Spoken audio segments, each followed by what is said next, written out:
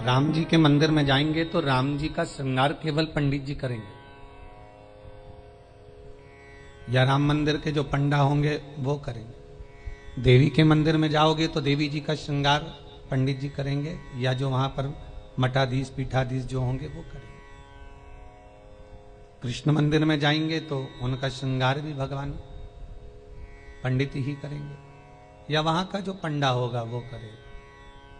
पर पूरी दुनिया में केवल एक देव महादेव ही एक ऐसे हैं कि जिस मंदिर में जाओ लोटा भर के पानी चढ़ाओ और तुम्हारी मर्जी पड़े जैसा श्रृंगार करे।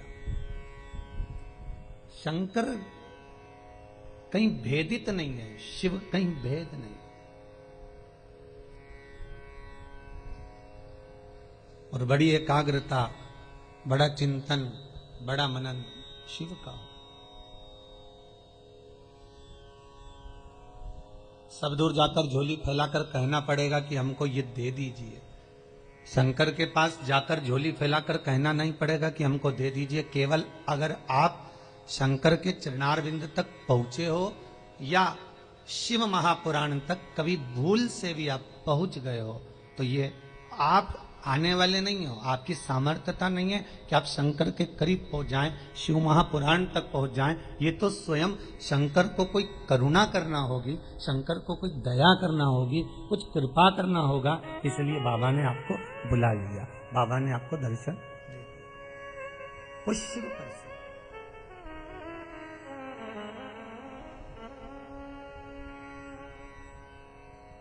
शंकर के दरवाजे पर जाकर कुछ मांगना भी मत, वो तो खुद दे देगा। बस जाकर बोल देना कि बाबा ऐसी बात है।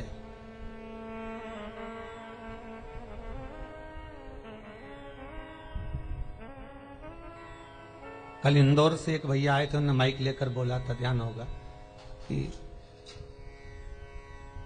उन्होंने माइक लेकर उसको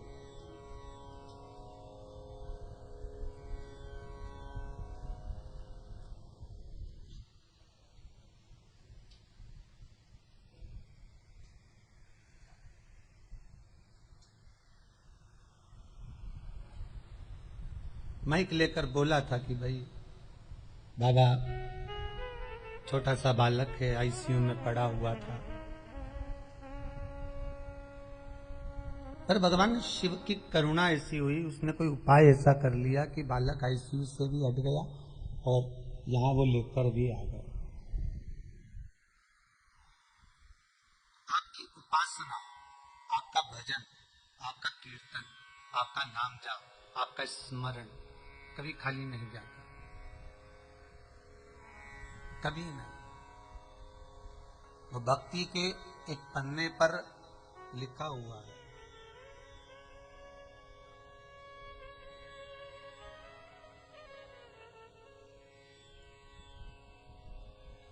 देवराज नामक का ब्राह्मण शिव महापुराण की कथा कहती है। 24,000 श्लोक इस शिव पुराण में है, 12 खंड हैं, 7 संहिता है। उसमें देवराज का जो चरित्र है, जो देवराज पहले तो सत्कर्मी था, भजनावली था, भगवान की भक्ति में डूबा हुआ था, भगवान का स्मरण में डूबा हुआ था, भगवत नाम में डूबा हुआ था, पर वही देवराज भगवत कर्म से वंचित हो गया केवल संगत के कारण। निवेदन है, ताली, थाली और प्याली, ये 3 मित्र मनुष्य को बर्बाद कर देते।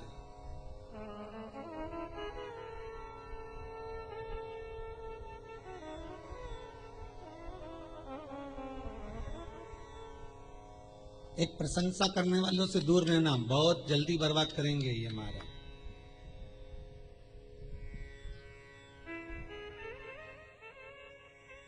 बहुत जल्दी हरा सकते हैं आपको। फिर थाली मित्र, होटल में खिलाने वालों से सावधान रहना, पहले अपना पैसा खर्च करके तुम्हें खिलाएंगे, फिर पूरा चूना तुमको लगा जाएंगे। तीसरा है प्याली मित्र, मित्र को पीना याद नहीं, अपने पैसे से पीना सिखाएंगे, फिर उसके पैसे से पूरी जिंदगी पिएंगे। ताली, थाली, प्याली, ये 3 मित्र बर्बाद करने वाले हैं। इन मित्रों से बचना बहुत कठिन है महाराज, बहुत कठिन। और अभी जो समय चल रहा है, कलयुग का जो प्रथम चरण चल रहा है, इसमें अगर कोई अच्छा बताने वाला होगा ना, रोकने वाला होगा ना, सतमार्ग बताने वाला होगा, कोई आपको गलत मार्ग से हटाने वाला होगा, तो वो बुरा लगता है। और जो आपको खड्डे में ले जाकर पटक दे, चूना लगा दे, लाखों करोड़ों में नीचे उतार दे, व्यापार व्यवसाय में कहीं ना कहीं ले जाकर गलत काम में तुमको फंसा दे, वो तुम्हें बहुत अच्छा लगे। ये कलयुग का जो फेर है, कलयुग का जो क्रम है, वो ये निश्चित कर देता है कि आपको सतमार्गी ठीक नहीं लगेगा।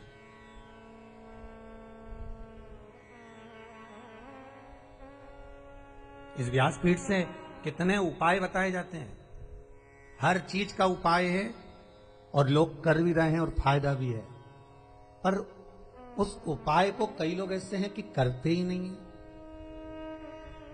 फिर किसी ज्योतिषाचार्य के पास पहुंचे, फिर किसी कहीं जाकर पूछ लिया, कहीं बाबा जोगी आ रहे होंगे उनके पास पहुंच गए, किसी का सिर घूम रहा होगा, माँ गेहूं दाना लेके पहुंच गए, कहीं नारियल लेके पहुंच गए, फिर उनसे जाकर पूछेंगे, बताओ माताजी, बताओ पिताजी, हमको ये हो गया, हमको वो हो गया, और माताजी पिताजी बस तुमसे धन लूट सकते हैं। बताएं क्या? जो शिव है नजदीक में, जो शंकर है करीब में, जो शिव विराजमान है तुम्हारे भीतर, स्वयं जिसकी आराधना राम कर रहे हैं, जिसकी आराधना कृष्ण कर रहे हैं, जिसकी आराधना देवी कर रही है, दत्त कर रहे हैं, और सारे मंडल, नवग्रह, 16 मातृका, पंचलोकपाल, जितने भी देव हैं, 33 कोटि देवता जिसकी आराधना कर रहे हैं, वो शंकर की आराधना करने में अपना क्या जाता है?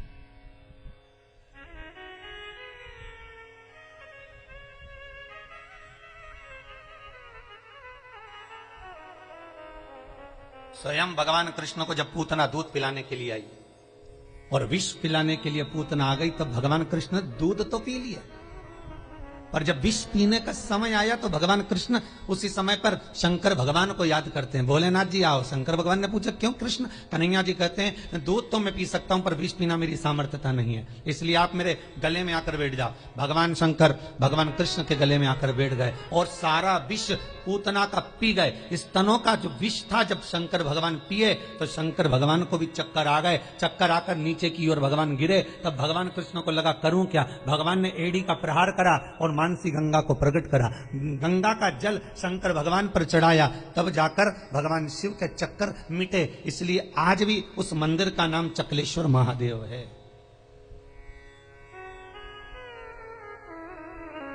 गोवर्धन नाथ जी की परिक्रमा में पड़ता है चकलेश्वर महादेव।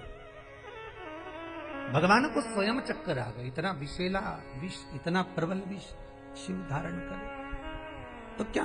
कृष्ण, राम, दत्त जितने भी हैं सब भगवान शंकर से ही ले सकते हैं, शिव से।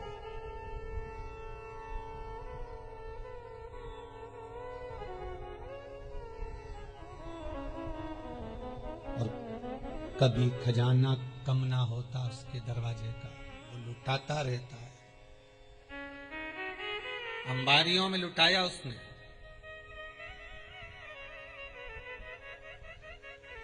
जब विदर्भ राज भीष्मक की कन्या रुक्मणी ने भगवान कृष्ण को वर्ण किया, तब भगवान कृष्ण स्वयं ब्राह्मण से कहते हैं कि रुक्मणी जी से जाकर कह दो कि तू जगदम्बा के मंदिर पर पहुंच जा, मैं तुझे लेने के लिए पहुंच जाऊंगा।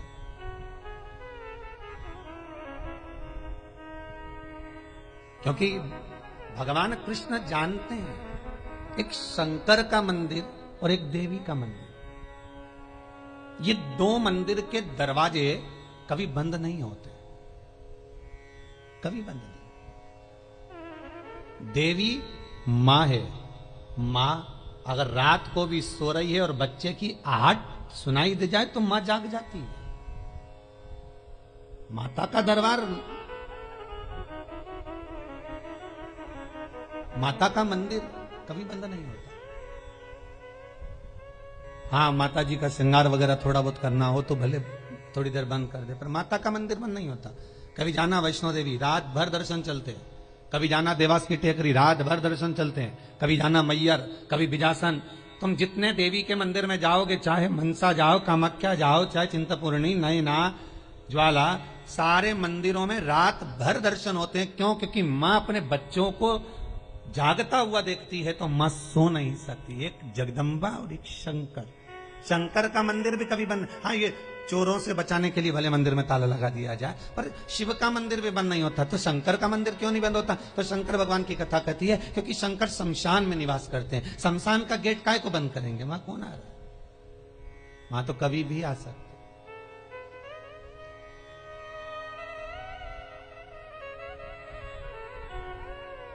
शिव भस्मीधारी, शिव त्रिपुंडधारी, त्रिकालदर्शी, उसका भी दरवाजा बंद नहीं होता।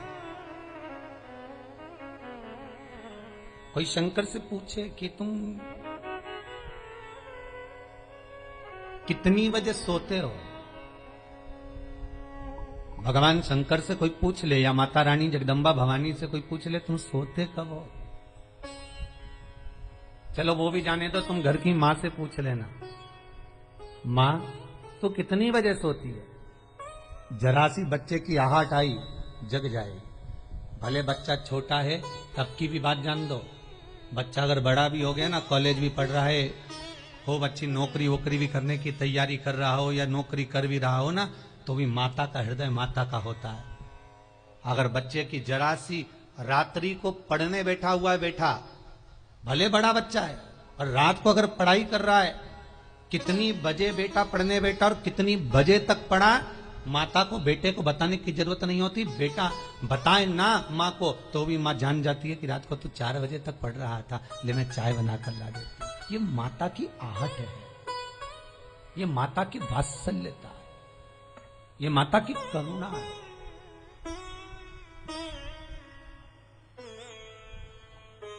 और बेटे का यदि मुख उतरा हुआ हो तो माँ जान जाती है कि आज कोई बात है, पूछेगी क्या हुआ, कुछ नहीं, कुछ तो है। अगर बच्चा उस दिन नहीं बताएगा तो 2 दिन बाद मालूम पड़ जाएगा, पर माता को मालूम पड़ेगा।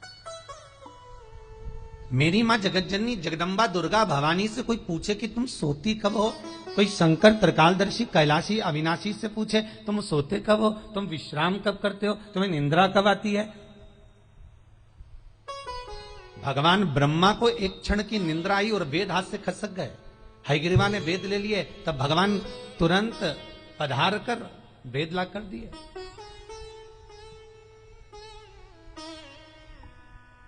भगवान विष्णु 4 महीने के लिए सोते हैं। देव सोनी एकादशी पे सो गए, अब देव उठनी आएगी ना कार्तिक में, तब बढ़िया चकाचक उठेंगे। दत्त भगवान भी सोते हैं।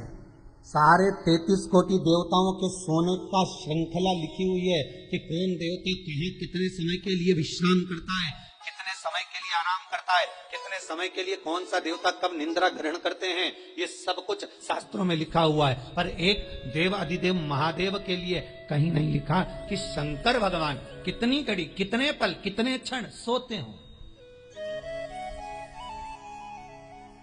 एक शिव के लिए और एक जगत जननी जगदम्बा अम्बा माता पार्वती के लिए कहीं नहीं लिखा कि ये सोते हो। गणेश जी का भी विश्राम लिखा है कि गणेश जी भी विश्राम करते हैं। कार्तिकेय का विश्राम लिखा है, कार्तिकेय विश्राम करते हैं। शंकर भगवान की कन्याएं जया विषहरा शामरीवारी दो-तली देव, इनका भी लिखा है, इनका भी वर्णन लिखा है। जया विषहरा शामरीवारी दो-तली और देव, ये 5 कन्या शाम को ठीक प्रदोष काल के समय पर विश्राम ले लेती है। इसलिए प्रदोष काल के समय, जैसे सूर्य अस्त होने का जब समय आने लगता है, प्रदोष काल जब आने लगता है, तब शंकर जी के ऊपर जो जलाधारी लगी रहती है, जिसमें से बूंद बूंद पानी गिरता है, वो जलाधारी को हटा दिया जाता है।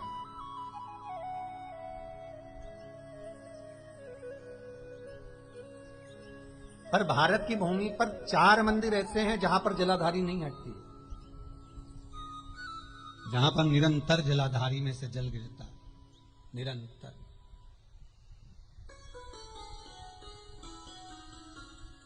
प्रदोष काल के समय जया विषहरा शामरीवारी दो-तली जो शंकर भगवान की कन्या है, ये भी विश्राम कर लेती है। अशोक सुंदरी शिव की पुत्री, ये भी विश्राम कर लेती है। पर अगर विश्राम नहीं करते तो शिव किसी ने पूछा सारी दुनिया आराम करती है, आप विश्राम करते हो, क्या मतलब है ये?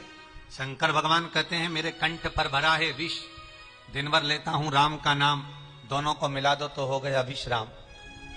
शिव विश्राम भी कर रहे हैं तो वो वाला विश्राम नहीं कि कहीं पलंग पर, कहीं सैया पर, कहीं जाकर सो गए, आराम कर लिया या तकिया लगाकर सो गए। भगवान राम का दर्शन करोगे तो सोते हुए दर्शन मिल जाएगा, कृष्ण का करोगे तो सो रहे हैं रुक्मणी जी चरण दबारी, श्री जी बाबा का करोगे तो ठाकुर जी सो रहे हैं, श्रीमद वल्लभाचार्य जी चादर उड़ा रहे हैं, सारे देवताओं का दर्शन करोगे आपको तो मिल जाएगा। पर शंकर का सोता हुआ फोटो कहीं मिल जाए आपको कि वो विश्राम कर रहे हैं और कोई उनके चरण दबा रहा हो या कोई उनका चरण डोला रहा हो, तो वो बहुत कठिन।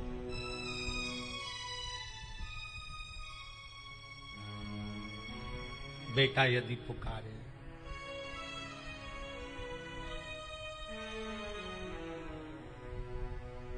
एक वो पहले एक भजन चलता था, वो बेटा जो पुकारे माँ को आना चाहिए, ऐसा कुछ था उसमें। बेटा जो बुलाए माँ को आना चाहिए।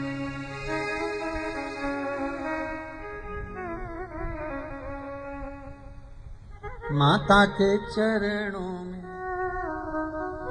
शीश नवाना चाहिए, बेटा जो बुलाए माँ को आना चाहिए। वो बुलाए, माँ भी जाग रही है अपनी संतान के लिए। अब ये 7 दिन की जो पुरुषोत्तम शिव महापुराण की कथा है, ये जब विराम होगी उसके बाद में शिव शक्ति शिव पुराण प्रारंभ होगी। उसमें सारे माता के एक एक भाव, जगत जननी जगदम्बा ने अपनी बिछोड़ी चूड़ी केस फेंक कर भी किस किस का उद्धार कर दिया और किस किस को मार दिया, वो तक का वर्णन है। नवरात्र में अपन सुनेंगे कथा।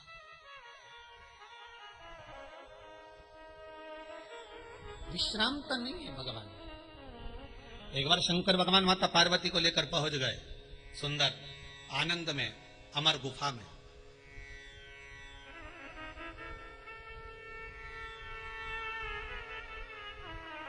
जिस अमर गुफा में शंकर पार्वती जी को अमर कथा सुना है, केवल पार्वती को नहीं, केवल माता पार्वती को अमर कथा नहीं सुनाई है भगवान शंकर ने अमर गुफा में। भगवान के साथ में पार्वती के जितने अवतार हुए, कमला बनी, तारा बनी, धूमा बनी, बगला बनी, मातंगी बनी, मनसा बनी, नैना बनी, चिंतपूर्णी, ब्रह्मचारिणी, कुष्मांडा, कल्याणी, जितने भगवान के अवतार हुए। शंकर जी की शादी कितने बार हुई है? 51 बार। और ये पार्वती के साथ में 52वें नंबर की शादी है।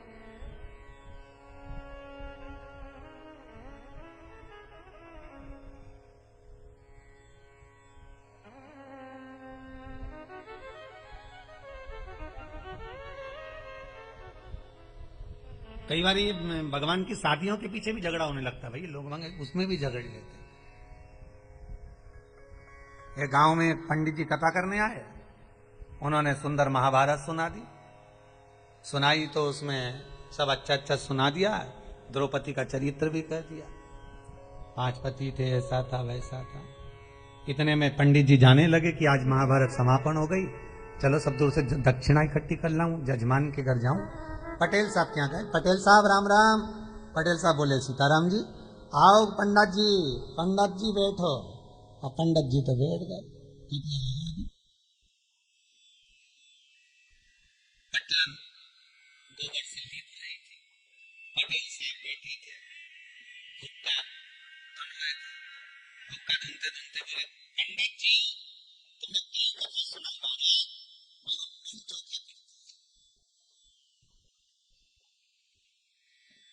मन चोखा कर दिया। पर जय कथा तुम पहले सुना देते ना, तुम्हारी जिंदगी संवर जाती। तो पंडित जी ने हाथ जोड़ के कहा, पटेल साहब ऐसा क्या कथा में से ले लिया तुमने? अरे पंडित जी, जैसे वो युधिष्ठिर, अर्जुन, नकुल, सहदेव, भीम सब जुआ खेल रहे थे, ने हार गए, उनके पास हारने का कुछ नहीं था, तो उन्होंने अपनी पत्नी के लगा दिया। मैं भी एक बार हार रहा था, मेरे को क्या मालूम था, ने पटलन के लगा दिया था।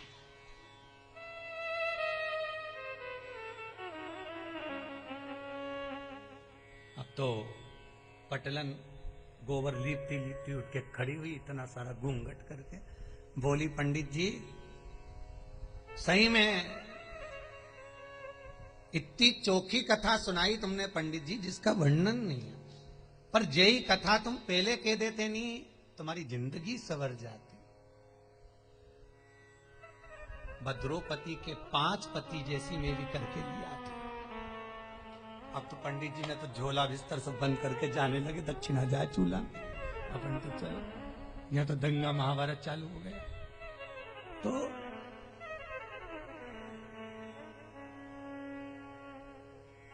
केवल पार्वती को अमर कथा नहीं सुनाई जा रही है, शिव महापुराण की कथा कह रही है, पार्वती अकेली कथा नहीं सुन रही है।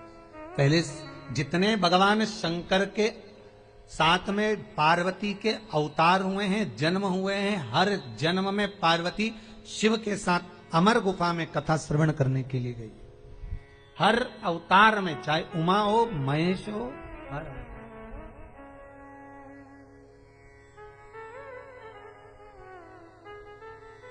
और निवेदन करूं आपसे, जितने लोग ऑनलाइन कथा को श्रवण कर रहे हैं, यूट्यूब फेसबुक पर सुन रहे हैं, उन सभी को निवेदन करूंगा, आप पुरुषोत्तम शिव महापुराण का 4th भाग श्रवण कर रहे हो। ये 4th भाग का पहला दिन है। आप अगर पूरी कथा को श्रवण कर रहे हैं, सावन से सुन रहे हैं, भादो से सुन रहे हैं, जितने भी समय से आप कथा सुन रहे हो वो आपकी मर्जी है, पर शिव महापुराण की कथा कहती है कि जैसे पार्वती बार बार जन्म ली है और जन्म लेकर अमर गुफा में कथा श्रवण करने के लिए गई है, शिव महापुराण की कथा कहती है जो एक बार एकाग्र चित्त मन से शंकर की कथा को सुनता है, ये इसका एक जन्म नहीं, ना जाने कितने जन्म का पुण्य इसका प्रबल होता है, तब जाकर ये शंकर की कथा को श्रवण कर पाता, तब ये शिव का अनुमोदन कर पाता। कितने जन्म, 84 लाख योनियों में 20 लाख योनि तो ये पेड़ पौधे की है। कभी गुलाब का पौधा, कभी गेंदा का फूल, कभी गोभी का पौधा, कभी कद्दू का, कभी लौकी का, कभी भिंडी का, कभी दूबा, कभी घास, कभी खाकरा, कभी आम, कभी आंवला। इसका भी क्रम समझ लेना। छोटे से छोटे नल्ली के पास में बने हुए कीट से लेकर आंवले का वृक्ष, बड़ का वृक्ष, पीपल का वृक्ष, जब तक पहुंचते हैं समझ लो कई योनियां तो हमने काट चुके हैं। ये आंवले का पौधा देखो, कहीं तुलसी का पौधा देखो, कहीं बड़ का पौधा देखो, तो समझ लेना इनकी 20 लाख योनियों में से कम 18 लाख योनि ये काट लिए, तब जाकर ये पीपल और बड़ और आंवला बने।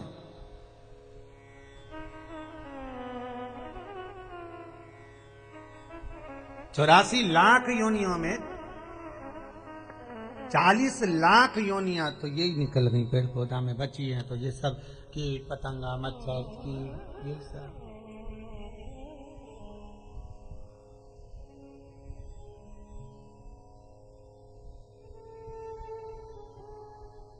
अब एक ये कोरोना महामारी हो गई, ये 84 लाख योनि में नहीं है, ये कहीं अलग से ही आ गई। ये जो जीव जंतु है,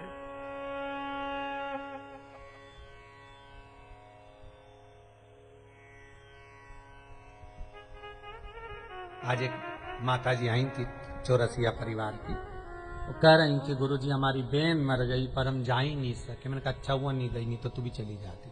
कहा जाए अरे गुरुजी ऐसी बीमारी आई कि रिश्तेदार उन मर रहे पर जा नहीं सक रहे। हमने कहा बिल्कुल मत जाना, नहीं तो ऊपर मीटिंग करते हुए मिलोगे, बिल्कुल ना जाइए। इतनी बुरी बीमारी, बेटा बाप को ना देख पा रहा है, बाप बेटे को ना देख पा रहा है, भाई बंधु को ना देख पा रहा है, कुटुंब कबीले को ना देख पा रहा है, और तो और जब मर गया तो 13वें का भोजन खाने बामन भी नहीं आ रहा। कितना विचित्र।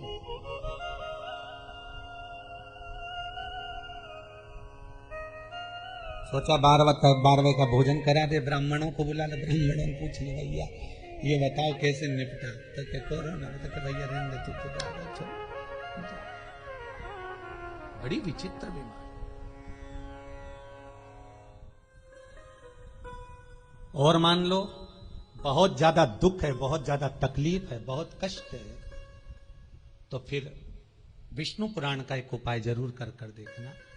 महाराज, विष्णु पुराण में स्पष्ट कहा है कि कार्तिक का प्रथम दिन किसी नदी में स्नान कर कर, तालाब में स्नान कर कर, नदी तालाब नहीं हो तो घर में ही स्नान कर कर, घर के दोनों दरवाजे पर, घर के बाहर दोनों दरवाजे पर घी का दिया लगा दें, उसमें एक कमल गट्टा, किराने की दुकान पे मिलता है काला कलर का कमल गट्टा, एक एक डाल दें नाम और गोत्र बोलकर, और शाम के समय पर एक दिया घर की देहली पर प्रतिदिन कार्तिक के महीने में लगा दें।